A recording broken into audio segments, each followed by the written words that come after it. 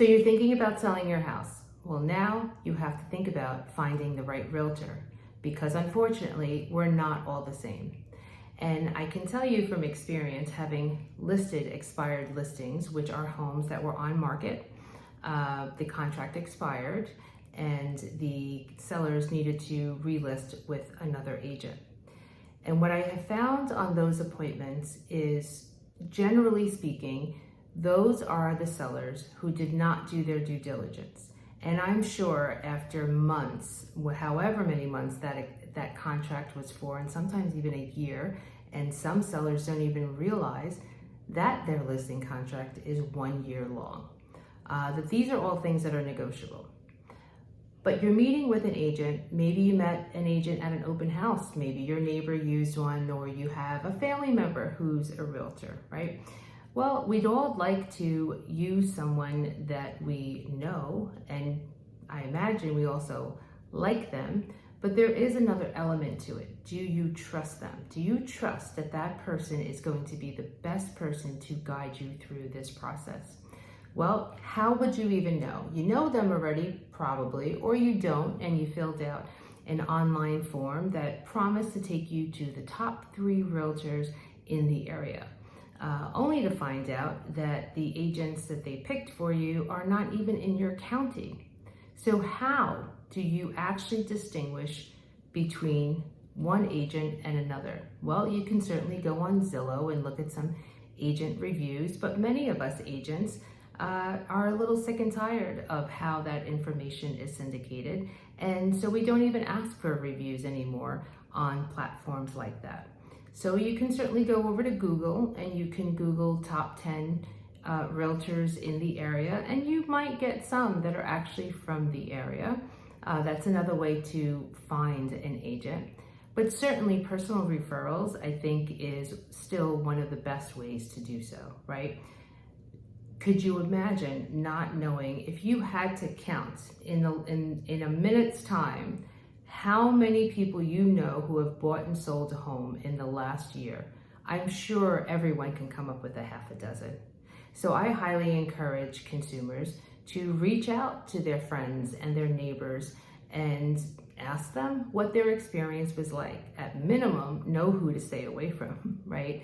And once you've gotten a couple of names, at least 2 and even 3, I would encourage every consumer, every seller, before listing their home, that they interview 3 agents.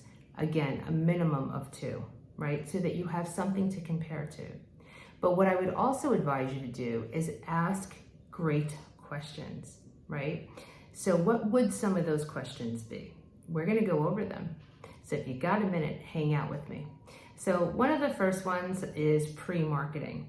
What does that even mean? How do you plan to pre-market your home? And before they list, what do they suggest that should be done in order to gain top dollar? So with regards to pre-marketing, when you meet with an agent, there should be some conversation, whether at that appointment or in the next appointment with a stager or themselves, where they're going to go over, these are the must-dos, these are the should-dos, right? And then establish and collaborate together, what are you willing to do, and at what price point you can potentially gain if you're willing to do some other things. But learning too what your timeline is and what your goals are. But as regards to pre-marketing, how are they going to actually do that? Not just that they have the best marketing, because every agent says that. Every agent has the best marketing. What does that even mean? Well, if they can't explain that, and they should be able to, at minimum, go find them, right? We have all the information at our fingertips. So if we wanted to see how one of their listings was marketed, just Google that agent and go through the listings that they currently hold or have had recently, and what does that look like? And is that the type of service and marketing that you would like for your home? Another question I would have is, are pre-home inspections recommended? This is a big one, and one that generally causes some controversy.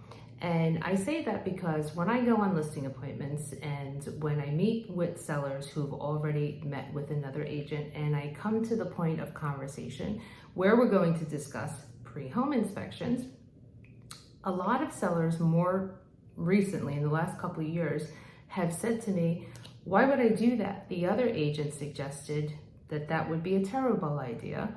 In fact, they said that most buyers are going to waive the inspection contingency. So why would I waste my time doing pre-home inspections? And that is a valid question put that way. But here's what I'll say. A, I don't require my sellers to do pre-home inspections. I encourage them to do so.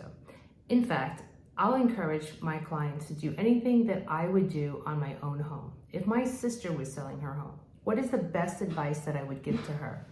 And at that point, then it's a conversation and collaboration as to whether you do or don't. Yet, 98% of all my sellers have elected to do pre-home inspections because what they come to realize is, yes, you may in this market get an offer where the buyers are waiving the inspections. Great for today. So now that means there's going to be no one coming to the property, no one to say anything about the home, and you filled out a seller's disclosure, right? But you might have forgotten something on that seller's disclosure. Or there was a claim on the property, but you know what? It was 2 years ago and you forgot about that too. Or you misinterpreted something on the seller's disclosure. Another very important question is pricing. How are you coming to this price? How is it that you actually determined that this is the price? Well, I'm going to hope that it was a collaboration, but I can't say that that's always the way that it goes with all agents. What I will tell you is that it is very important to do a deep dive on that CMA, not just a blanket RPR, I plugged in your address and it spit out all the information, and that's what I'm going to use to assess the value of your home. That is not a detailed CMA. But you should be asking questions with regards to pricing, and you, the homeowner, should understand how that price came to be. You should also have some input because you live there, right? So again, that's why I say it's a collaboration. But do understand too that every agent has their own pricing strategy. Ask your agent what is theirs. Let them explain to you how it is that they price homes and why, and what the mindset is behind that strategy. So you've certainly asked so far the pre-marketing, you went over pricing strategy as well. So now you're starting to get a feel for the differences between agents. You also want to know some information about them, right? How many homes have they sold in the last 2 or 3 years? How many homes have they sold in the county that you live in, right? So how familiar are they with the local market? So, okay, now you know they've sold 100 homes or 10 homes. Well, what's a lot? What's a little? What does that even mean to you? More than just the volume of sales that they have sold, I think that what you really want to know is how many fell through, right? So what I mean by that is, if an agent says to you that in the last 2 years, they have listed and sold 20 homes, right? Oh, whether that's average for that area or not, I couldn't say, I'm not 100% sure. But now that you're meeting with a handful of agents, or at least 2 agents, you have something to compare to. So you'll know how many homes they've sold in the last year, but then you also want to know how many didn't sell. So how many listings did they take in the last couple of years and they actually did not close, right? That would be very important information because you want to know what their close rate is. But then you also want to know a little bit about their stats. So let's say in the last 2 years, they sold 30 homes, right? Well, what is their sold to original ask price? That would be certainly something that I would want to know.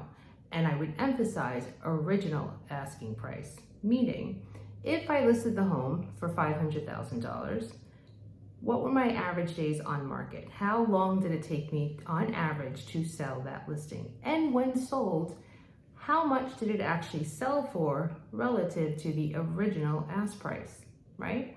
So in this market, you have to imagine that 100% would be pretty much on point. You want to look for agents whose closed sold price is actually higher than the average for original asking price. So aside from that, you want to go over that listing contract. You actually want to go over, in fact, it says so in the listing contract, that it was reviewed in its entirety before you signed. And recognize that there are areas of negotiation, right? So there are a lot of fill in the blanks in the listing contract, and you want to understand those fill in the blanks. You want to understand what is and isn't negotiable.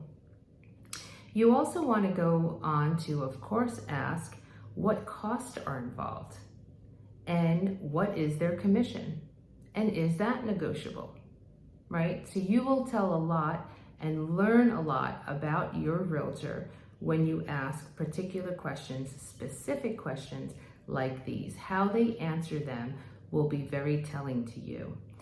What else I would be asking them is, what is their representation and communication style?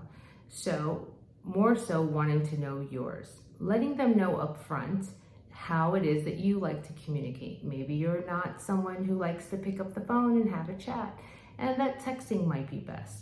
Or maybe you actually like things to be in email. You like to refer back to an email thread and have everything compiled in one area. That's fine too. But you have to understand whether or not they're capable of meeting you where you're at with regards to communication style. You'd also like to know what their negotiation style is, right? So when it comes to representation, negotiations, and communication, some of that you'll get a feel for and understand during the listing appointment. But to be more specific, you could ask them questions like, how quickly will you respond when I send you an email, or leave you a voicemail, or send you a text? Are there hours that you don't answer the phone, right? I mean, we are human and we do have lives. And when you ask the question specifically, you're more inclined to get a more direct answer from the agent. When it comes to representation, will they also represent the buyer? What does that even mean? How does it work depending on your state? Here in the state of Pennsylvania, you are allowed to do dual agency, but what does that actually mean? And how do they explain it to you? And what are the benefits and what are not the benefits, right? So I believe that once a consumer actually understands dual agency, the definition of, and this would be dual agency without designated agent, meaning that the agent you hire is also representing the buyer, you might be okay with that. And whatever your goals are might actually match a situation with performing dual agency. But I would argue that more often not. And once it's understood, and you, the consumer, have been educated because you've also received the consumer notice, and the agent has explained to you the different types of agency and what they actually mean, then you get to make an educated decision as to what's best for you and what type of representation you would actually like to receive. So with that, I can say that the list can go on a little bit longer, but at least for an initial consultation, you certainly would have received enough information to even know if you wanted to proceed or continue in any way with this particular agent and maybe set up a follow-up appointment from that point. But notice that it does take a little bit of time. What I can promise you is that the extra time you take today to find the right agent that's going to work for your best interest will save you months and dollars, lots of them, with the process and making sure that you get what you need. So click the link below if you want the actual PDF of questions every consumer should ask their agent before signing the listing contract. Be happy to send that over to you. And until then, see you next time.